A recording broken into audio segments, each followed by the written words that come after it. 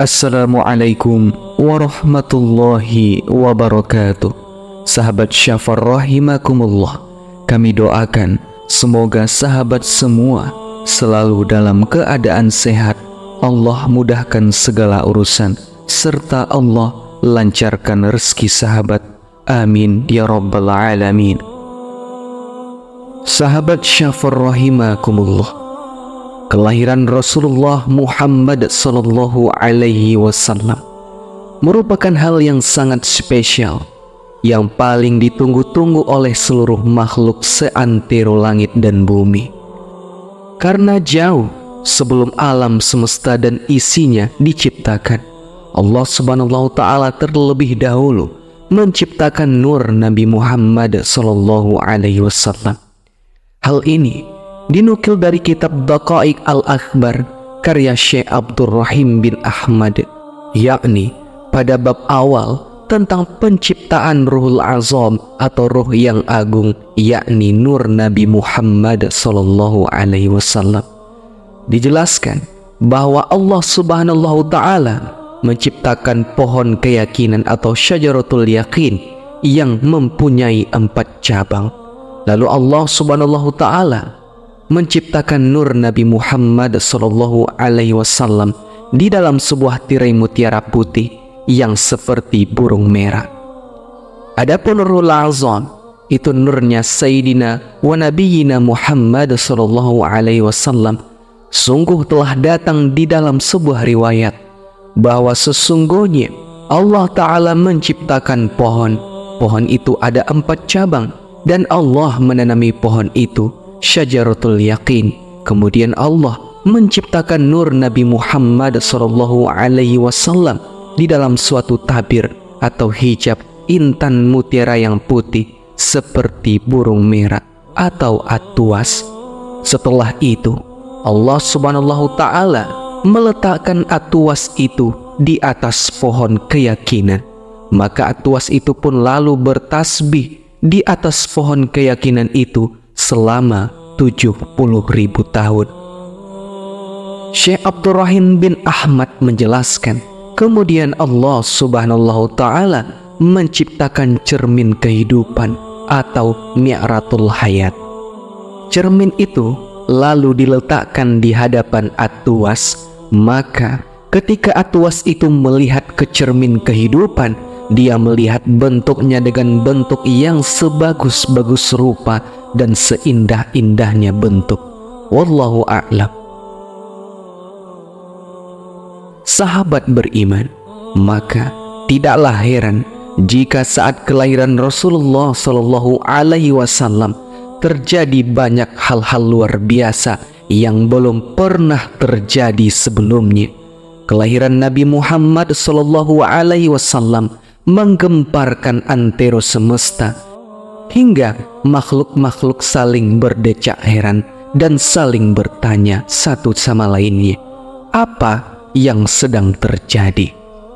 Nabi Muhammad sallallahu alaihi wasallam lahir pada tahun 570 Masehi di kota Makkah, dan beliau adalah anak dari Abdullah bin Abdul Muttalib radhiyallahu anhu dan Siti Aminah binti Wahab radhiyallahu anha. Ayah Nabi Muhammad, Abdullah, adalah putra dari pemimpin konfederasi suku Quraisy, yakni Abdul Muttalib bin Hashim radhiyallahu anhu. Dengan kehadiran Khatamul Anbiya, penutup sekalian nabi dan rasul di muka bumi, maka nasib ajaran-ajaran kemusyrikan berada di ujung tanduk. Kemudian pada malam kelahiran Rasulullah sallallahu alaihi wasallam, langit kota Makkah dipenuhi deretan bintang-bintang begitu indah. Seorang bayi mungil yang akan menjadi utusan terakhir dan penyempurna agama Islam lahir ke dunia. Di malam itu pun langit menyala cerah dari timur hingga ke ujung barat, tampak memukau tak seperti pada malam biasanya. Kakek Rasulullah sallallahu alaihi wasallam, Abdul Muttalib radhiyallahu anhu, pemimpin utama seluruh tanah Arab kala itu, menghabiskan 6 hari lamanya untuk menentukan nama dari Rasulullah Sallallahu Alaihi Wasallam. Tepat di hari ke-7, Abdul Muthalib mendapatkan mimpi bahwa bayi mulia tersebut seharusnya diberi nama Muhammad, yang berarti terpuji. Dalam keterangan lain disebutkan, nama Nabi Muhammad Sallallahu Alaihi Wasallam itu berasal dari isyarat mimpi kakek dan ibunda Siti Aminah, walaupun dalam kitab Injil dan Taurat dikenal dengan nama Ahmad. Para ahli tafsir sepakat nama Muhammad Sallallahu Alaihi Wasallam yang diberikan kakeknya dan nama Ahmad yang ada dalam Al-Quran. Allah Subhanahu Ta'ala berfirman, dan ingatlah ketika Isa putra Maryam berkata, "Wahai Bani Israel, sesungguhnya aku adalah utusan Allah kepadamu yang membenarkan kitab yang turun sebelumku, yaitu kitab Taurat, dan memberi kabar gembira dengan seorang Rasul yang akan datang setelahku yang namanya adalah Ahmad." Namun ketika Rasul itu datang kepada mereka dengan membawa bukti-bukti yang nyata, tapi mereka berkata, "Ini adalah sihir yang nyata." Al-Quran Surah As-Saff ayat 6. Kemudian Abdul Muthalib, kakek Rasulullah, hendak memberitahu mimpinya kepada Bunda Siti Aminah. Ternyata Bunda Siti Aminah pun bermimpi hal yang sama, sehingga bayi suci, calon pemimpin besar dan pemimpin semua Rasul itu akhirnya diberi nama Muhammad. Sahabat beriman, di kala momen paling istimewa itu, ayah Rasulullah, Abdullah bin Muthalib radhiyallahu anhu, meninggal dunia dalam perjalanan dagang ke negeri Syam, yakni sewaktu Nabi Muhammad masih dalam kandungan sang ibu, Bunda Siti Aminah radhiyallahu anha. Hal-hal luar biasa yang mengiringi kelahiran Rasulullah Sallallahu Alaihi Wasallam, di antaranya yang pertama, hancurnya pasukan Gajah Abraha. Rasulullah lahir pada tahun gajah. Disebut tahun gajah karena ketika itu Raja Abraha membawa pasukan bergajah menyerang Ka'bah. Namun alih-alih berhasil, tentara Gajah Abraha pun justru diluluh lantakkan Allah melalui serangan burung ababil yang melemparkan batu-batu panas dari neraka. Pasukan itu pun hancur dengan mengenaskan, sebagaimana yang telah diabadikan oleh Allah Subhanahu Ta'ala dalam Al-Quran Surah Al-Fil ayat 1-5. Kejadian luar biasa berikutnya adalah Bunda Siti Aminah tidak merasakan keluhan saat mengandung.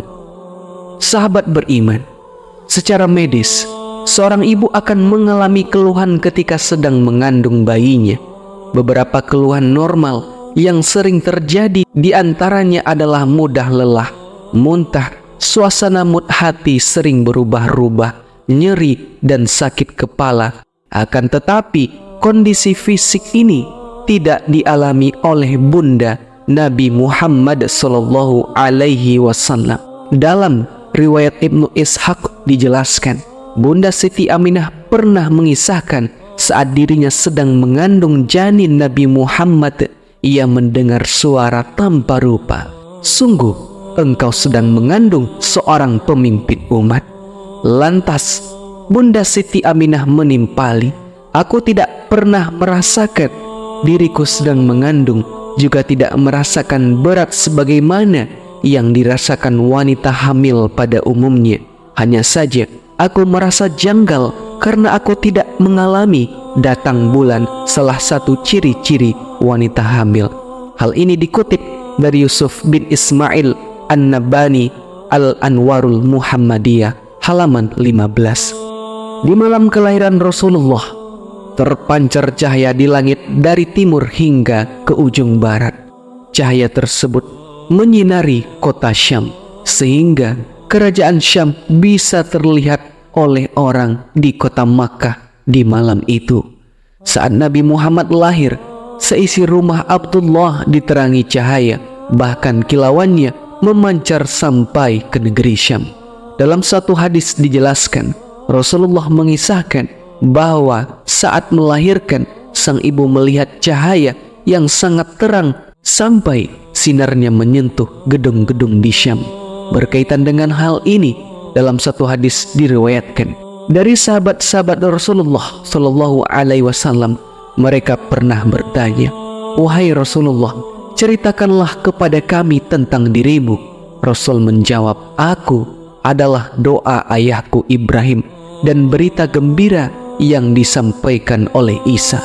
Saat ibuku mengandungku, ia melihat seakan-akan dari tubuhnya keluar nur atau cahaya yang dapat menerangi semua gedung kota Basrah yang ada di negeri Syam."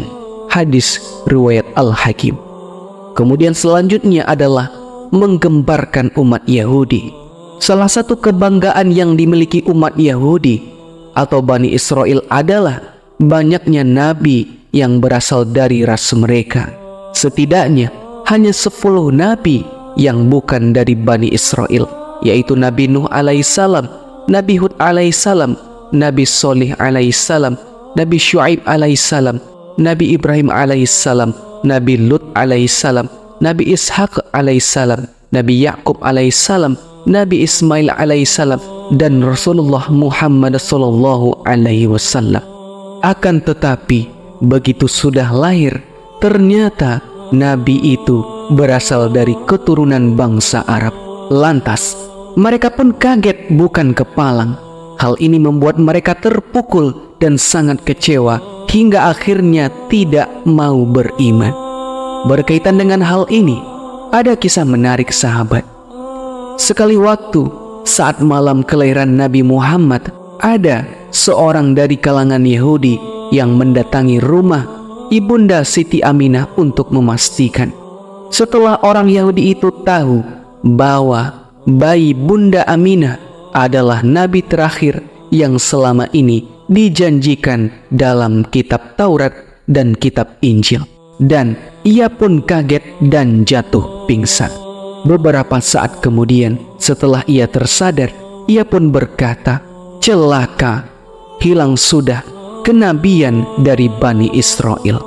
Hal ini disampaikan dalam riwayat kisah oleh Abu Abdullah An-Naisaburi dalam Al-Mustadrak Anas Sahihain, juz kedua halaman 257. Kemudian hal luar biasa yang terakhir yang mengiringi kelahiran Rasulullah adalah berhala-berhala di muka bumi terjungkal. Sahabat beriman, salah satu peristiwa yang menakjubkan bertepatan dengan lahirnya Rasulullah Shallallahu Alaihi Wasallam adalah berhala-berhala di muka bumi semuanya terjungkal. Hal ini pun menjadi simbol bahwa kehadiran Nabi akhir zaman di dunia memiliki misi untuk menyudahi kemusyrikan. Imam Al-Busiri dalam qasidah burdahnya menyampaikan, setelah orang-orang kafir melihat bintang-bintang di ufuk berjatuhan, berhala-berhala di muka bumi kemudian terjungkal. Syair tadi menjelaskan bahwa saat Nabi Muhammad lahir, iblis tidak bisa lagi mencuri berita dari langit karena aksesnya sudah tertutup. Karena ketika iblis ingin mencuri berita dari langit, mereka akan dilempari dengan panah-panah api. Bersamaan dengan peristiwa ini, berhala-berhala di bumi juga ikut terjungkal. Kendati orang-orang kafir menyaksikan semua ini, mereka masih saja tidak mau beriman. Hal ini dinukil dari An-Nafahatusi Sadziliyah fi Syarhil Burdatil Busriyah halaman 455 sampai 456. Selain tumbangnya berhala, sejumlah simbol kehancuran ajaran musyrik juga terjadi, seperti matinya api sesembahan umat Majusi yang selama 1000 tahun tidak pernah padam, lalu runtuhnya tempat ibadah orang-orang kafir, dan lain sebagainya. Sahabat Syafar rahimakumullah, demikianlah Allah memperlihatkan tanda-tanda kebesarannya akan datangnya sosok penutup sekalian Nabi dan Rasul yang akan menyempurnakan akhlak dan ajaran-ajaran sebelumnya. Wallahu a'lam bissawab. Dan sahabat, marilah kita senantiasa membiasakan membaca selawat kepada Rasulullah Muhammad sallallahu alaihi wasallam. Karena di antara fadilah atau keutamaan berselawat kepada Rasulullah adalah: pertama, dikabulkan doanya; yang kedua, dijanjikan pahala yang berlipat; yang ketiga, diangkat derajatnya; yang keempat, dikumpulkan di surga bersama Nabi; dan yang terakhir, akan mendapatkan syafaat dari Rasulullah sallallahu alaihi wasallam. Demikian hal yang bisa kami sampaikan. Sampai bertemu di pembahasan video-video menarik lainnya. Subhanakallahumma wa bihamdika asyhadu an la ilaha illa anta astaghfiruka wa atubu ilaik.